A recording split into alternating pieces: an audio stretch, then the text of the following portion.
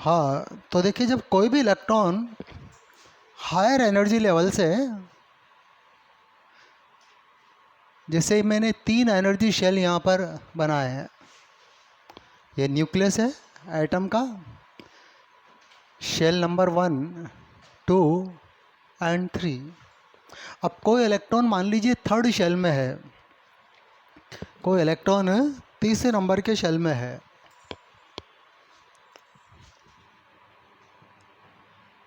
अब उसको ground state में आना है। ये ग्राउंड स्टेट, ये एक्साइटेड स्टेट 1 और ये एक्साइटेड स्टेट 2। अब इलेक्ट्रॉन के ग्राउंड स्टेट में आने के दो तरीके हैं। एक तो ये कि सीधा वो ग्राउंड स्टेट में आ जाए, ऐसा पॉसिबल है, और इससे कुछ एनर्जी रिलीज होगी। इस एनर्जी को हम डेल्टा ई नाम दे देते हैं। अभी जो एनर्जी निकलेगी इसकी वैल्यू होगी आपके E3 माइनस E1, जानते हैं हम। अच्छा, दूसरा और तरीका क्या है इलेक्ट्रॉन के ऊपर से नीचे आने का? एक तरीका और है, और वो तरीका ये है कि पहले इलेक्ट्रॉन थर्ड से सेकंड में आए और फिर सेकंड से फर्स्ट में आए। अब एनर्जी के फार्मूले से ये तो हम देख चुके हैं कि अलग अलग शेल्स के बीच का एनर्जी डिफरेंस अलग अलग होता है। फर्स्ट और सेकंड के बीच का एनर्जी गैप अलग है, सेकंड और थर्ड का अलग है, थर्ड और फोर्थ का अलग है। तो यहाँ पर जब इलेक्ट्रॉन थर्ड से सेकंड में आएगा ना, तो एक अलग डिफरेंट एनर्जी का फोटोन यानी कि रेडिएशन रिलीज होगा। इसकी एनर्जी डेल्टा E1 दे देते हैं अपन, डेल्टा E1। वो किसके इक्वल होगी? E3 माइनस E2 के बराबर। और जब इलेक्ट्रॉन सेकंड, क्योंकि आना तो अल्टीमेटली फर्स्ट में है, ऊपर जाके कोई पत्थर गिराओगे आएगा तो ज़मीन में है वो। परमाणु का ठिकाना कहाँ है? n बराबर, हाइड्रोजन जैसे परमाणु का ठिकाना कहाँ होता है? n=1 में, उसके ग्राउंड स्टेट में। अब जब सेकंड से फर्स्ट में आएगा तो अलग एक डिफरेंट एनर्जी का फोटोन रिलीज होगा, और उसकी एनर्जी होगी delta E2 equal to E2 minus E1। तो इलेक्ट्रॉन हायर स्टेट से ग्राउंड स्टेट में दो तरीके से ट्रांसफ़र हो रहा है, जंप हो रहा है, और इसमें 3 अलग अलग एनर्जी के फोटोन कह दीजिए, रेडिएशन कह दीजिए, रिलीज हो रहे हैं। हम लाइट को पार्टिकल मानेंगे तो फोटोन नाम दे देते हैं, और वेव मानेंगे तो उसको रेडिएशन नाम दे देते हैं। अच्छा, अब यहाँ पर देखो 3 एनर्जी निकल रही है, डेल्टा E1 और डेल्टा E2। क्या इन तीनों एनर्जी में कोई रिलेशन है कि डेल्टा E1 और डेल्टा E2, क्या ये तीनों एनर्जी रिलेटेड हैं? क्या रिलेशन हो सकता है पॉसिबल? यस, बिल्कुल, बहुत बढ़िया। तो delta E equal to delta E1 plus delta E2, क्योंकि total ultimately energy gap E3 से E1 के बीच में ही तो है, फर्स्ट और थर्ड ऑर्बिट का ही तो एनर्जी गैप है। अब ठीक है, या तो इलेक्ट्रॉन डायरेक्ट आ जाए या टुकड़ों में आ जाए, काम तो बराबर ही करना पड़ रहा है, तो एनर्जी तो बराबर ही रिलीज होगी इसके अंदर। तो यहाँ पर एक रिलेशन होता है कि delta E equal to delta E1 delta E2। तो यहाँ पर इस कंसेप्ट के ऊपर भी कई तरह के सवाल बनते हैं, एग्जामिनेशन में आते हैं। देखिए, तो जब इलेक्ट्रॉन हायर स्टेट से लोअर स्टेट में आता है तो 2 पॉसिबल वेज हैं, तो ये आपके पॉसिबल वेज हैं, ठीक है ना। तो यहाँ पर अपन इसको कह सकते हैं कि when electron jump from higher energy level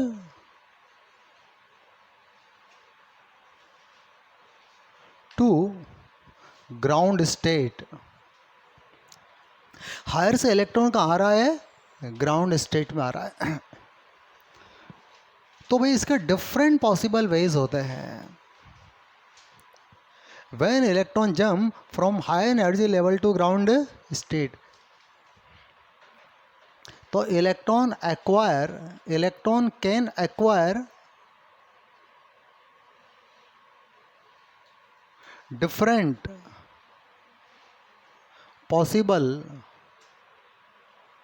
ways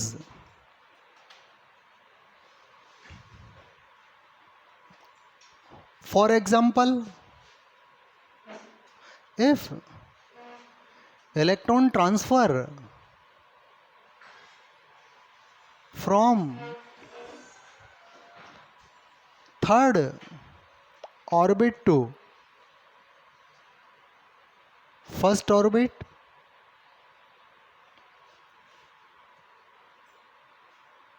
जब इलेक्ट्रॉन जैसा कि डायग्राम बना हुआ है थर्ड ऑर्बिट से फर्स्ट ऑर्बिट में ट्रांसफर हो रहा है, तो नंबर 1 पहला तरीका क्या है कि delta E equal to E3 minus E1, एक तो ये है जैसा कि डायग्राम में है,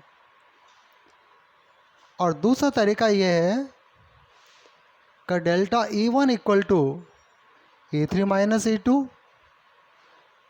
and delta E2 equal to E2 minus E1। तो 3 डिफरेंट एनर्जी के फोटोन रिलीज होंगे। तो यहाँ पर क्या हो रहा है देखिए, हाँ, photons of 3 different energy will release। अब उन डिफरेंट एनर्जी में जो रिलेशन होगा देखिए बड़ा सिंपल सा रिलेशन है कि रिलेशन बिटवीन डेल्टा E1 और डेल्टा E2। तो ये रिलेशन है यहाँ पर कि delta E equal to delta E1 plus delta E2, ये यहाँ पर क्या है रिलेशन है। ये ये ये ये ये तो एग्जाम्पल है। Example, if electron transfer from third orbit to first orbit. अब इसमें 2 पॉसिबल वेज अपन बता रखा। अच्छा, अब देखिए यहाँ पर इसके पहले जब मैंने प्लैंक की क्वांटम थ्योरी हम डिस्कस कर रहे थे, तो वहाँ पर जो एनर्जी का रिलेशन वेवलेंथ से भी है, फ्रीक्वेंसी से भी है। अच्छा, एनर्जी और वेवलेंथ में क्या रिलेशन है? E is equal to hc/λ। तो मान लीजिए जो डेल्टा E, जब इलेक्ट्रॉन डायरेक्ट थर्ड से फर्स्ट में आ रहा है तो इसको लिख सकते हैं hc/λ। आखिर ये जो फोटोन रिलीज हो रहा है इसकी कोई ना कोई वेवलेंथ तो होगी ना, हमने लैम्डा अज्यूम कर ली। अच्छा, डेल्टा E1 इधर देखिए hc/λ1 hc/λ1 प्लस hc/λ2। अब क्या होगा, hc से hc कैंसिल हो जाएगा, तो तीनों की वेवलेंथ में भी रिलेशन हो गया। 1/λ इक्वल टू 1/λ2 λ1 प्लस 1/λ2। अच्छा, कभी कभी एग्जाम में ये इस फॉर्मेट में भी आता है। अब यहाँ क्या हो देखिए कि λ1 इंटू λ2 एलसीएम आ गया, तो ऊपर क्या बचेगा λ2 प्लस λ1, इधर 1/λ है। अब इसको उलट दें यदि, तो लैम्डा इजिकल टू आ जाएगा λ1 इंटू λ2 अपॉन λ1 प्लस λ2। ऐसे भी लिखा जा सकता है और सिंपलेस्ट वे में ऐसे भी लिखा जा सकता है। तो जो 3 डिफरेंट एनर्जी के फोटोन यहाँ पर रिलीज हो रहे हैं ना, उन फोटोन की वेवलेंथ में ये रिलेशन है। अच्छा, फ्रीक्वेंसी में क्या रिलेशन होगा? ये तो रिलेशन आपके वेवलेंथ का हो गया, डायरेक्ट प्रोपोर्शनल टू। यदि फ्रीक्वेंसी की बात करें, देखिए सीधा इसको लेते हैं वापस। अब E इजिकल टू क्या होता है? H nu. तो इसको यूं भी लिख सकते हैं कि h nu equal to h nu one plus h nu two, क्योंकि फ्रीक्वेंसी और एनर्जी का रिलेशन ये है। तो यहाँ भी H से H कैंसिल हो जाएगा और सीधा रिलेशन निकला nu equal to nu one plus nu two. ये रिलीज फोटोन की फ्रीक्वेंसी में रिलेशन है। तो इस कॉन्सेप्ट के ऊपर भी कई तरह के सवाल एग्ज़ाम में आते हैं। अब देखो, एक क्वेश्चन एक सवाल में आपको बता रहा हूँ, देखो।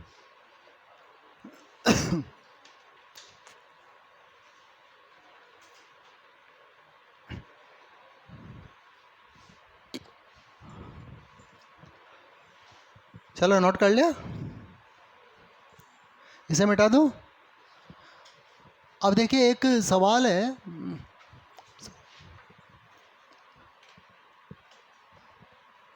देखो a gaseous atom absorb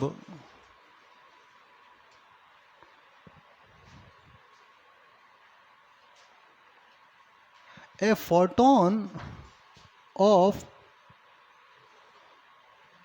200 nanometer wavelength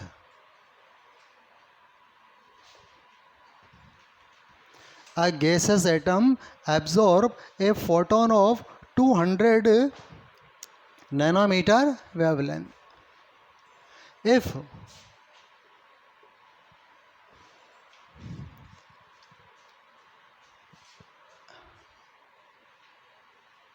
absorb energy is released in form of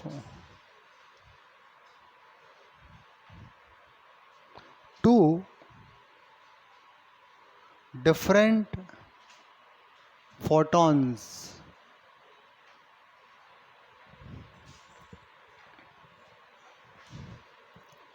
If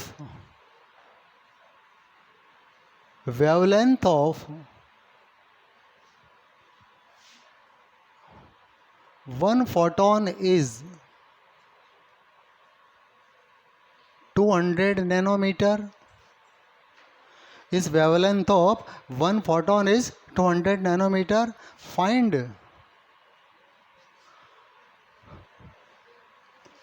the wavelength of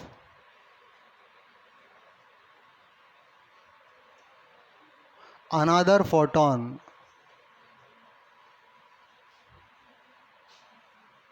अब देखो, कई बार सवाल की लैंग्वेज जो ऐसी आती है ना, तो बड़ा कंफ्यूज करती है। अब देखो सवाल में पूछा क्या है, ये कह रहा है कि a gaseous atom absorb a photon of 200 nanometer. एक एटम है, ये एटम है। अब एटम में अपना एक इलेक्ट्रॉन है जो ग्राउंड स्टेट में शो करेंगे, सवाल में तो नहीं लिख रखा कुछ। और जब न्यूमेरिकल में इलेक्ट्रॉन की पोजीशन के बारे में कोई चीज़ मेंशन ना हो, तो इलेक्ट्रॉन को हम ग्राउंड स्टेट में ही मान के चलेंगे हम। क्लियर? अब यहाँ पर ये इलेक्ट्रॉन 200 नैनोमीटर के फोटोन को एब्जॉर्ब करता है। एक फोटोन लाइट आती है जिसकी वेवलेंथ कितनी है? 200 नैनोमीटर। आगे लिखा हुआ है कि absorb energy is release in form of two different photon. अब इलेक्ट्रॉन ने इस एनर्जी को एब्जॉर्ब करके क्या किया? इलेक्ट्रॉन किसी हायर एनर्जी लेवल में चला गया। सपोज करो इलेक्ट्रॉन यहां पर चला गया,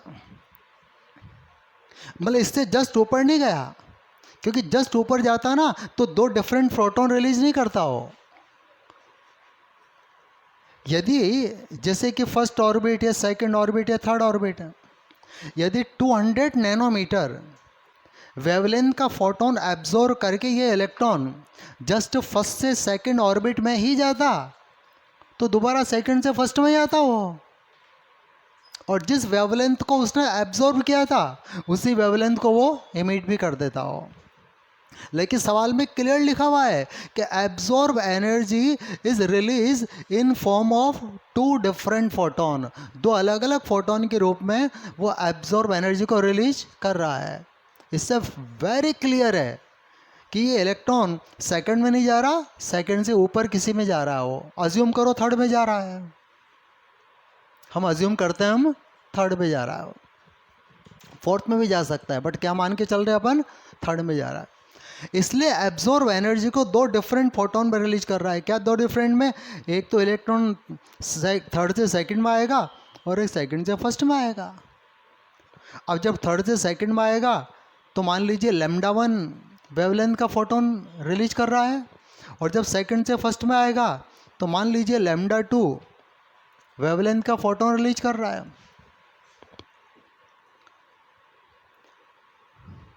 अच्छा, डायरेक्ट यदि थर्ड से फर्स्ट में आता, सपोज करो ये डायरेक्ट थर्ड से फर्स्ट में आता, तो किस वेवलेंथ के फोटोन को रिलीज करता, लैम्डा, जो एब्जॉर्ब किया था उसी को इमिट कर देता। क्योंकि ये तो ऑलरेडी अपन पहले डिस्कस कर चुके हैं ना कि एक इलेक्ट्रॉन मान लीजिए लोअर शेल में है, तो जिस वेवलेंथ को एब्जॉर्ब करके, जिस एनर्जी को एब्जॉर्ब करके ये हायर ऑर्बिट में जाएगा, उसी एनर्जी को इमिट करके वापस ये लोअर ऑर्बिट में भी आएगा। तो जितनी एनर्जी एब्जॉर्ब होगी उतनी यहाँ पर इमिट हो जाएगी, दोनों बराबर ही होंगे। तो जिस 200 नैनोमीटर को एब्जॉर्ब करके ये फर्स्ट से डायरेक्ट थर्ड में गया, अब ये थर्ड से डायरेक्ट फर्स्ट में आएगा तो उसी वेवलेंथ को इमिट भी कर देगा वो। तो सवाल को समझना पड़ेगा कि 200 नैनोमीटर एब्जॉर्ब हो रहा है। अब 200 नैनोमीटर को एब्जॉर्ब करके जिस अपर शेल में चला गया, उस अपर शेल से डायरेक्ट वन में आएगा वो, तो 200 नैनोमीटर को ही वो इमिट भी करेगा। समझ में आ गई बात? यानी कि वही चीज़ आ गई कि एक जगह तो लैम्डा है, यदि डायरेक्ट इलेक्ट्रॉन आ जाता है थर्ड से फर्स्ट में तो लैम्डा, और टुकड़ों में आता है तो लैम्डा 1 और लैम्डा 2। अब तीनों में रिलेशन है देखिए, और तीनों का रिलेशन ऑलरेडी हमारे सामने है कि 1/λ इक्वल टू 1/λ1 प्लस 1/λ2। ठीक है, 1/λ गिवन है 200 नैनोमीटर, लैम्डा 1 भी गिवन है कि एक फोटोन की जो वेवलेंथ है ना 300 है, 200 नहीं है 300 है, करेक्ट करो इसको, है ना, एक फोटोन की वेवलेंथ कितनी है 300।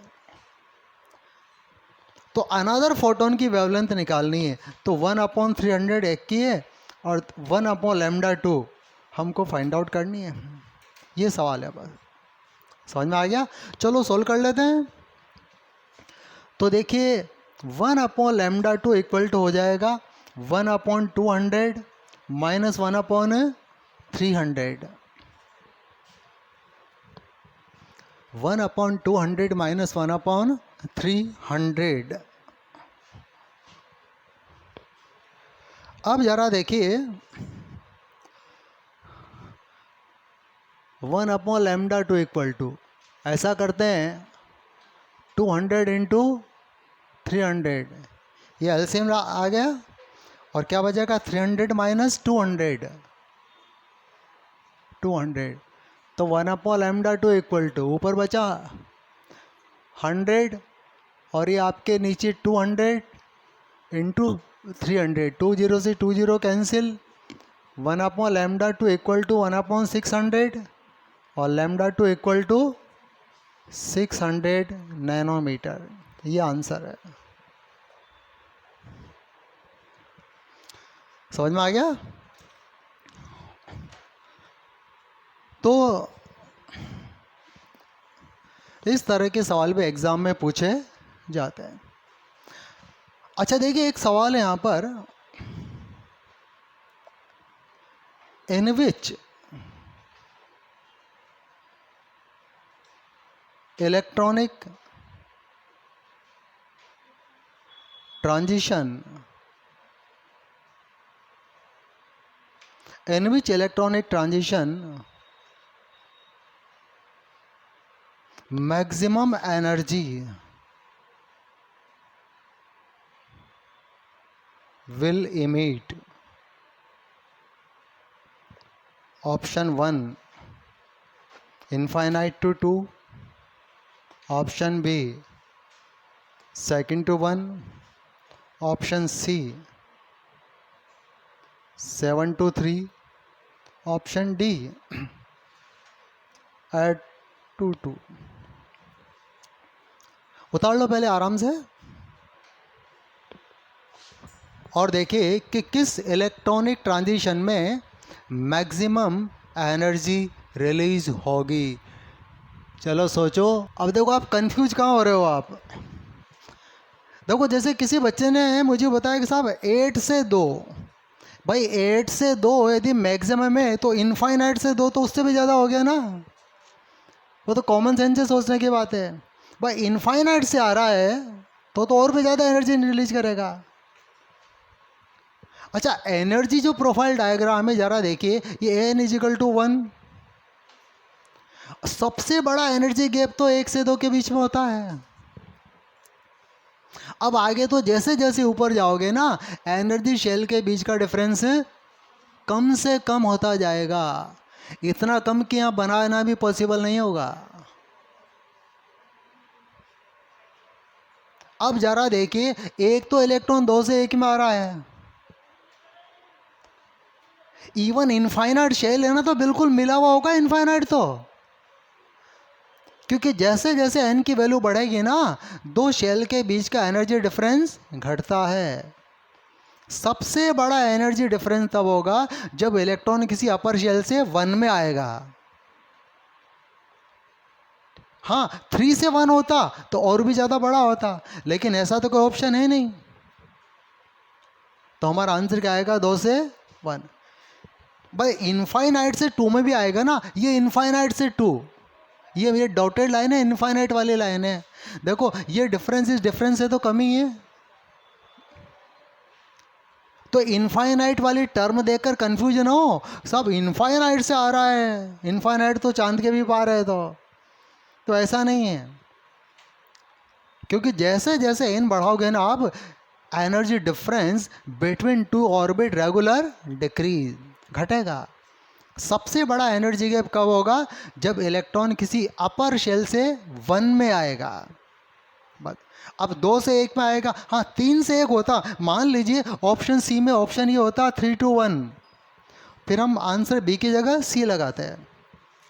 लेकिन ऐसा नहीं है, यहाँ तो आपके कितना है 7 to 3, जो भी हो, तो सबसे बड़ा डिफरेंस होगा और आंसर क्या होगा? बी। तो ये सवाल एग्जामिनेशन में बड़ा डिस्टर्ब करते हैं। चलो ठीक है, उतार लीजिए। अब आगे एक नई टर्म, एक नई कंसेप्ट अपन डिस्कस करेंगे आगे, देखिए, और उसका नाम है स्पेक्ट्रम। देखिए इस चैप्टर के जो आप क्वेश्चन कर रहे होंगे तो एक टर्म आपके सामने आई होगी, स्पेक्ट्रम। अब आज जरा उसी को अपन डिस्कस करते हैं। देखिए अभी बोर मॉडल ही चल रहा है, इसमें बोर मॉडल अभी फिनिश नहीं हुआ, अभी काफ़ी कुछ है बोर मॉडल के अंदर।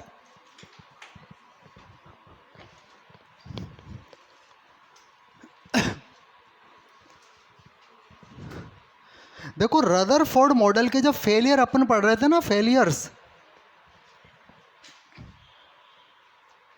उसमें एक फेलियर यह थी कि एटॉमिक स्पेक्ट्रम कंटिन्यूस होना चाहिए, जबकि होता डिसकंटिन्यूस है। अभी स्पेक्ट्रम कहते हैं किसको है? देखिए अब जरा इसको देखते हैं, स्पेक्ट्रम।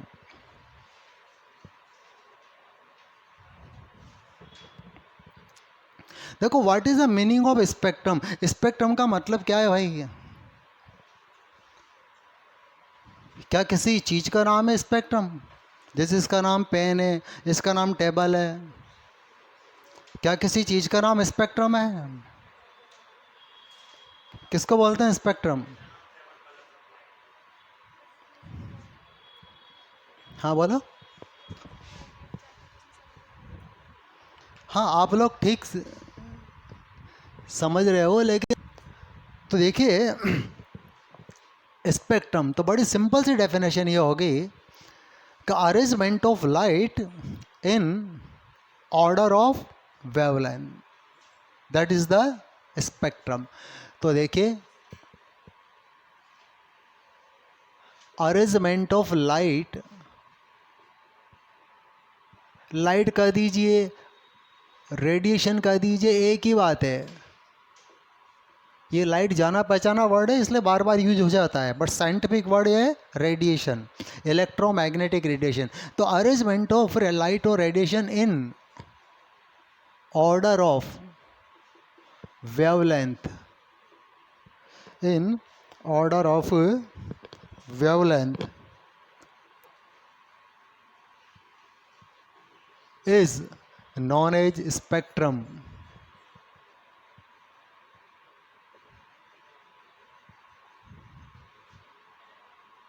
तो भाई ये स्पेक्ट्रम है। अब देखो, यूनिवर्स में जितने भी लाइट है उस पूरी लाइट को साइंटिस्टों ने वही वेवलेंथ के इंक्रीजिंग ऑर्डर में 7 तरीके से डिवाइड, मतलब 7 नहीं, वो तो बहुत सारे हैं, उसे अलग अलग रेंज की वेवलेंथ की लाइट को एक अलग अलग नाम दे दिया। जो सबसे छोटी वेवलेंथ की लाइट उसको नाम दिया कॉस्मिक रेज। उससे ज़्यादा वेवलेंथ की लाइट का नाम है गामा रेज। उससे थोड़ी ज़्यादा वेवलेंथ की लाइट का नाम है एक्स रे। उससे ज़्यादा फिर अल्ट्रा वायलेट रेज। उससे ज़्यादा विजिबल, जो आंखों से दिखती है, वो दिखती है बस, दिखने वाले को क्या नाम दे दिया, विजिबल, जिसको ह्यूमन आइज देख पाती है। कुत्ते की आँख देख पाती है वो नहीं, ह्यूमन आइज देख पाती है, उसको क्या नाम दिया, विजिबल। उसके बाद और वेवलेंथ बढ़ाएंगे तो इंफ्रारेड, जो दिखती नहीं है, इंफ्रारेड। और वेवलेंथ बढ़ाएंगे तो माइक्रो रेज। और वेवलेंथ बढ़ाएंगे तो रेडियो एंड टीवी रेज। तो साइंटिस्टों ने ये जितने भी इलेक्ट्रोमैग्नेटिक रेडिएशंस हैं, जितना भी रोशनी प्रकाश है, उसको उनकी वेवलेंथ की रेंज में एक नाम दे दिया है। सारे रेडिएशन हैं, सारा प्रकाश, लाइट, ही है, सब इलेक्ट्रोमैग्नेटिक रेडिएशन ही है, बस उसका नाम रख दिया अलग अलग, हैं सारी लाइट ही वो। तो जो इलेक्ट्रोमैग्नेटिक इसको बोलते हैं इलेक्ट्रोमैग्नेटिक स्पेक्ट्रम या स्पेक्ट्रम ऑफ इलेक्ट्रोमैग्नेटिक रेडिएशन। तो देखिए, जो इलेक्ट्रोमैग्नेटिक रेडिएशन का जो स्पेक्ट्रम है, स्पेक्ट्रम ऑफ इलेक्ट्रोमैग्नेटिक रेडिएशन, सबसे टॉप पर यहाँ पर आती है आपकी कॉस्मिक रेज। देखिए, कॉस्मिक रेज सबसे ऊपर आती है, कॉस्मिक रेज। ये कहाँ होती है, ये होती है सन कोर में। इसकी वेवलेंथ सबसे कम होती है। अब जिसकी वेवलेंथ सबसे कम है उसकी एनर्जी सबसे ज़्यादा होती है। सबसे ज़्यादा एनर्जी के रेडिएशन होते हैं। सेकंड नंबर पर आती है गामा रेज। गामा रेज ये होती है न्यूक्लियर बॉम्ब के एक्सप्लोजन में।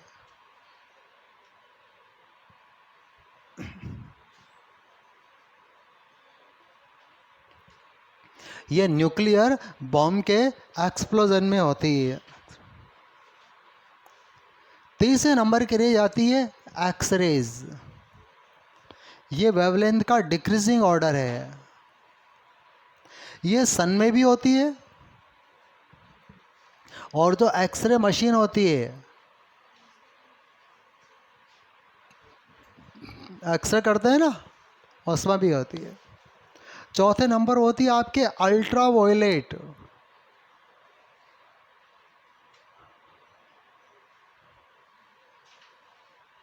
अल्ट्रा वायलेट, जिसको शॉर्ट में यूवी बोलते हैं। अल्ट्रा, देखो जहाँ भी जैसे गैस, कहीं बिल्डिंग होती है ना, बिल्डिंग, इलेक्ट्रिक बिल्डिंग, और तड़तड़ तड़तड़ की आवाज़ आती है, उसमें यूवी रेज निकलती है। सन से भी आती है, ये यूवी सन से भी आती है, वेल्डिंग में निकलती है, अल्ट्रा वायलेट। नंबर 5 आती है विजिबल,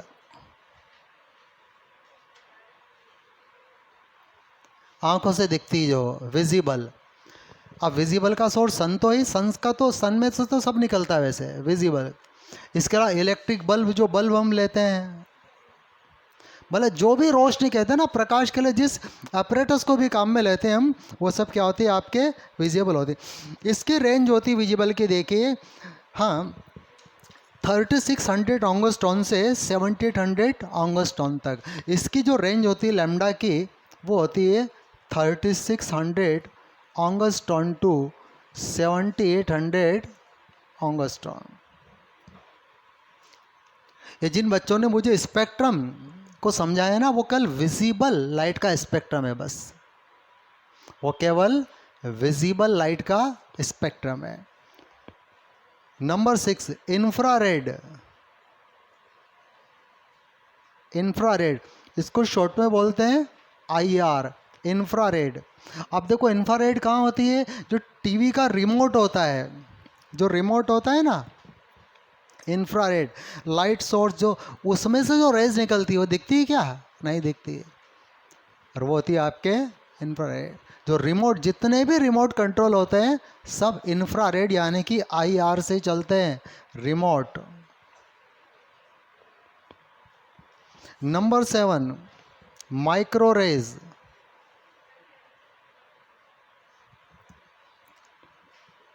ये जो आपके माइक्रोवेव ओवन होता है, माइक्रोवेव, उसका नाम माइक्रोवेव इसीलिए रखा गया है। उसमें क्या होती है, माइक्रोवेव होते हैं। मोबाइल में माइक्रोवेव होती है। FM, जो FM रेडियो होता है ना, FM, उसमें माइक्रोवेव होती है। तो माइक्रोवेव आपके ओवन में होती है, मोबाइल फ़ोन में भी निकलती है, FM में भी FM इसका सबसे मुख्य सोर्स FM है। इसके अलावा माइक्रोवेव मोबाइल। नंबर 8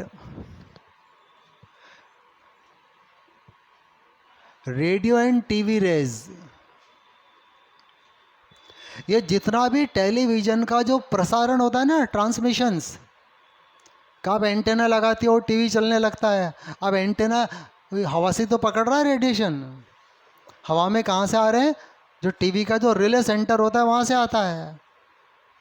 तो जितना भी रेडियो और टीवी का जो ट्रांसमिशन होता है वो सब इसी से होता है, इसलिए नाम रखा गया है रेडियो एंड टीवी रेज, ठीक है ना। तो रेडियो जो कम्युनिकेशन है ना, रेडियो कम्युनिकेशन, देखिए रेडियो कम्युनिकेशन, इसमें अर्थक्वेक में, सुनामी वगैरह में, इसमें ये वेव्स निकलती है। जो आपने बताया कि एक प्रिज्म, ये प्रिज्म है मान लीजिए, इसमें यदि वाइट लाइट इसमें से पास की जाए, वाइट लाइट जो विजिबल है, आंखों से दिखती है, तो जब ये लाइट इसमें से गुजरती है तो 7 कलर्स में स्प्लिट हो जाती है। और सामने यदि एक सफ़ेद रंग का पर्दा लगा देना तो एक 7 रंगों की पट्टी मिलेगी इसमें।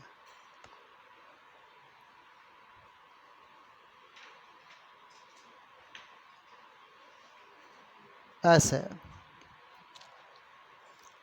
क्यों मिलेगी, क्योंकि प्रिज्म क्या करता है, अलग अलग वेवलेंथ की लाइट को अलग अलग एंगल पर डिफ्लेक्ट कर देता है। ये प्रिज्म का काम है। जिस लाइट की वेवलेंथ ज़्यादा होती है उसका एंगल ऑफ डिफ्लेक्शन भी ज़्यादा होता है।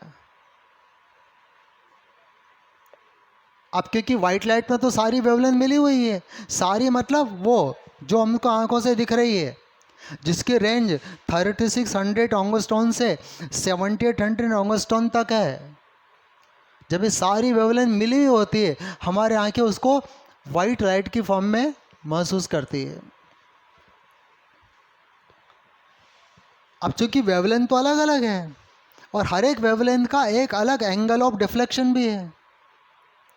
वेवलेंथ ज़्यादा है तो ज़्यादा एंगल पर मुड़ जाएगी, वो कम है तो कम पर मुड़ेगी। अब इसमें जो सबसे कम वेवलेंथ होती है ना, वो होती है वॉयलेट की। तो वॉयलेट से स्टार्ट होता है, violet, indigo, blue, green, yellow, orange और रेड। ये जो आपके जो विबग्योर जो बनता है, ये वेवलेंथ के इंक्रीजिंग ऑर्डर में। सपोज करो वॉयलेट लाइट की वेवलेंथ लैम्डा 1 है, इंडिगो की लैम्डा 2, ब्लू की लैम्डा 3, ग्रीन की लैम्डा 4, येलो की लैम्डा 5, ऑरेंज की लैम्डा 6 और रेड की लैम्डा 7। तो भाई ये वेवलेंथ का इंक्रीजिंग ऑर्डर होगा और फ्रीक्वेंसी का डिक्रीजिंग ऑर्डर होगा।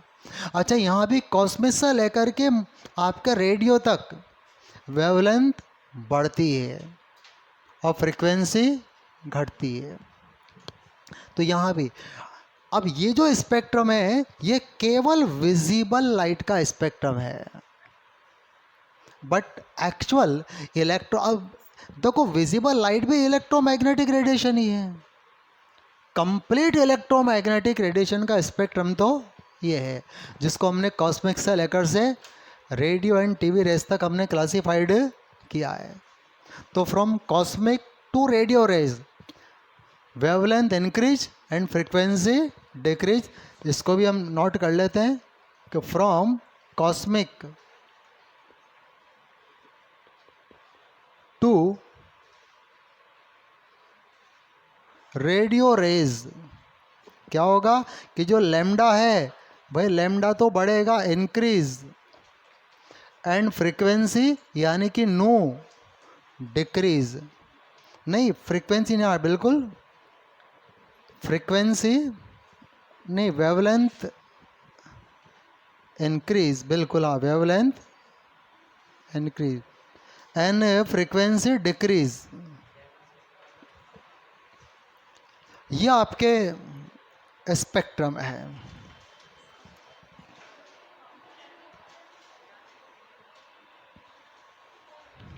क्लियर?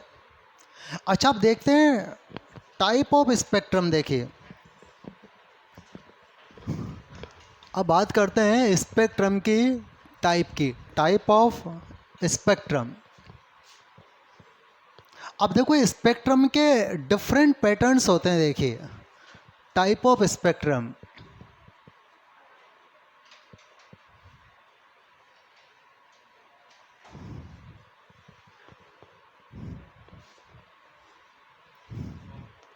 तो देखिए अपन, अब पूरा स्पेक्ट्रम तो हमारा कोई टॉपिक नहीं वैसे पढ़ने का, बट एटॉमिक मॉडल का कनेक्शन जिस स्पेक्ट्रम से है उस स्पेक्ट्रम का नाम है लाइन स्पेक्ट्रम।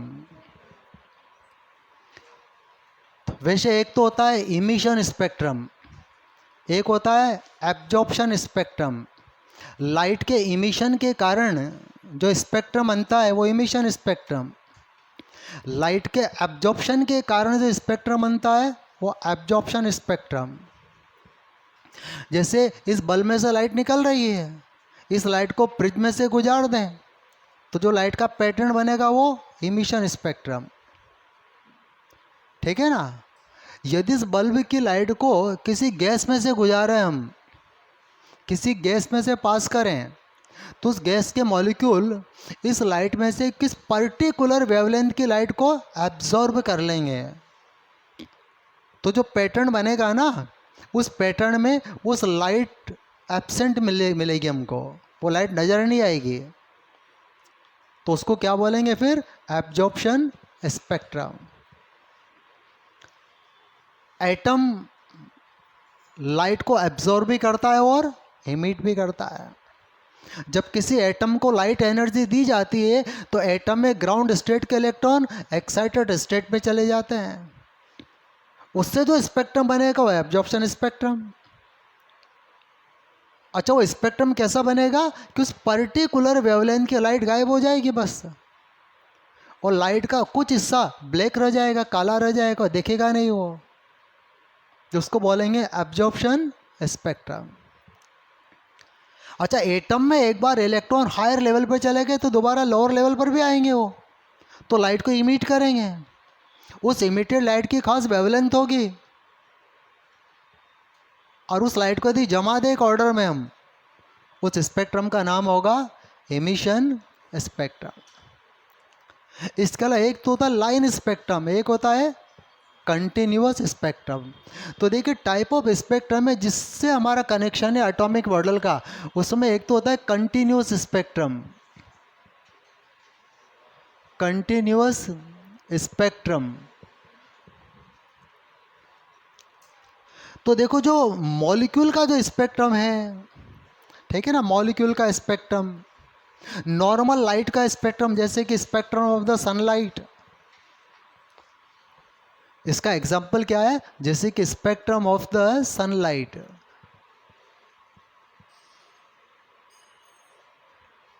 वो कंटिन्यूस होगा। क्यों होगा कंटिन्यूस? क्योंकि सन से हर एक वेवलेंथ आ रही है, तो हमको एक पूरा एक बैंड मिलेगा हमको एक, इसको बैंड स्पेक्ट्रम भी बोलते हैं, कंटिन्यूस स्पेक्ट्रम को। मॉलिक्यूल का spectrum of molecules, spectrum of molecules, वो भी ऑलमोस्ट कंटिन्यूस ही होता है, क्योंकि मॉलिक्यूल में भी बहुत सारी वेवलेंथ निकलती हैं। लेकिन एक दूसरा होता है लाइन स्पेक्ट्रम, लाइन स्पेक्ट्रम, और ये होता है स्पेक्ट्रम ऑफ एटम, ये एटॉमिक स्पेक्ट्रम है, स्पेक्ट्रम ऑफ एटम, हम इसे कहते हैं लाइन स्पेक्ट्रम। अब यहाँ पर देखिए जो कंटिन्यूस स्पेक्ट्रम है ना, ये इमिशन भी हो सकता है और एब्जॉर्प्शन भी हो सकता है। ऐसा लाइन स्पेक्ट्रम भी इमिशन स्पेक्ट्रम भी हो सकता है और एब्जॉर्प्शन स्पेक्ट्रम भी हो सकता है। तो इमिशन एब्जॉर्प्शन दोनों तरीके को हो सकते हैं, कंटिन्यूस भी और लाइन भी। अच्छा, एटॉमिक स्पेक्ट्रम लाइन स्पेक्ट्रम क्यों होता है? क्योंकि एटम में से कुछ खास पर्टिकुलर वेवलेंथ ही इमिट होती है और पर्टिकुलर वेवलेंथ ही एब्जॉर्ब होती है। ऐसा क्यों होता है कि एटम में कोई खास तरह की वेवलेंथ ही एब्जॉर्ब होगी और कुछ पर्टिकुलर वेवलेंथ ही इमिट? ऐसा क्यों होता है? क्योंकि एटम में डिफरेंट एनर्जी शेल होते हैं, उन एनर्जी शेल का डेफिनेट एनर्जी डिफरेंस होता है, उस एनर्जी डिफरेंस से रिलेटेड जो वेवलेंथ होती है बस वो एटम में से बाहर निकलती है और वही एटम के द्वारा एब्जॉर्ब की जाती है। जैसे हाइड्रोजन का एटम ही देख लें हम, जैसे मान लीजिए हाइड्रोजन का एटम है और ये एटम के डिफरेंट एनर्जी शेल है। अब कोई इलेक्ट्रॉन ग्राउंड स्टेट में है, अब उस ग्राउंड स्टेट के इलेक्ट्रॉन को एक पर्टिकुलर वेवलेंथ का फोटोन जब तक नहीं मिलेगा, और वो पर्टिकुलर वेवलेंथ कितनी होनी चाहिए कि इलेक्ट्रॉन को या तो फर्स्ट ऑर्बिट से सेकंड ऑर्बिट पे पहुंचा दें या फर्स्ट से थर्ड में पहुंचा दें, मतलब किसी ऑर्बिट में इलेक्ट्रॉन चला जाए। दो ऑर्बिट के बीच में इलेक्ट्रॉन का ठिकाना नहीं होता, इलेक्ट्रॉन केवल अपने ऑर्बिट में ही टिक सकता है, रह सकता है।